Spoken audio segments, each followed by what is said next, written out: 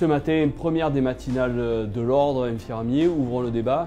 Un débat riche, très intéressant sur la pratique avancée, quelque chose d'innovant, la première fois que nous le réalisons, avec un panel de gens qui ont réussi à créer ce texte ex nihilo, une pratique avancée pour les infirmiers, quelque chose qui était très attendu par la profession. Nous n'avions jamais eu de tribune avec de multiples acteurs, des gens d'horizons divers qui parlent de notre profession, qui la valorisent. Moi je trouve que c'est très intéressant parce que justement c'est un moment d'échange interdisciplinaire, interprofessionnel qui permet d'évoquer des sujets d'actualité avec des points de vue variés, de débattre, de mettre à niveau les informations et de partager ces informations.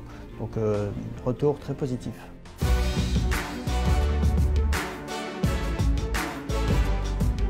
On est arrivé à une situation en tout cas nettement plus claire qu'elle ne l'était. C'était un besoin pour les patients d'abord, pour le traitement des pathologies, la prise en charge des pathologies qui ont quand même évolué au fil du temps.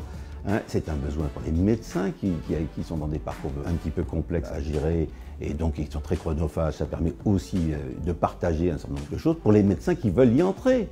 Personne ne les oblige, ce n'est pas quelque chose qui est imposé. C'est effectivement aussi un bien pour les infirmiers qui peuvent évoluer dans leur métier. Je crois que c'est important. C'est vraiment une belle autonomie qu'on nous donne. À nous de faire nos preuves sur le terrain de la plus-value que va pouvoir apporter l'infirmière de pratique avancée, d'une part aux patients et aussi à notre profession. Je pense que c'est très important effectivement de se mettre à jour, de créer ce nouveau métier, de l'intégrer dans notre système de santé, de l'évaluer et puis de continuer à le moderniser à partir de cette initiative-là. On est à un tournant où les compétences des infirmières sont en pleine restructuration, enfin regardez d'un autre œil. Nous sommes tout à fait prêts, on en a déjà discuté ensemble, d'aider les infirmiers à créer leur universitarisation.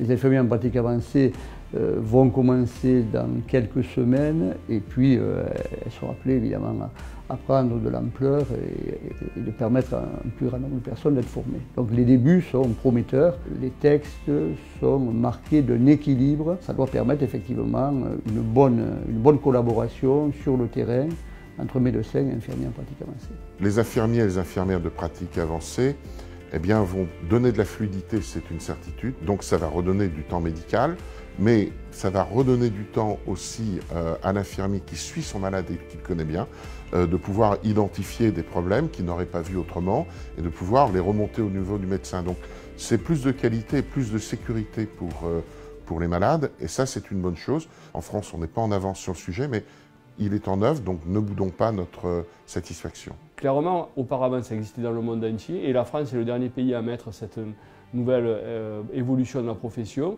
au service des usagers et l'ordre, finalement, n'a qu'un but, finalement, c'est protéger les usagers.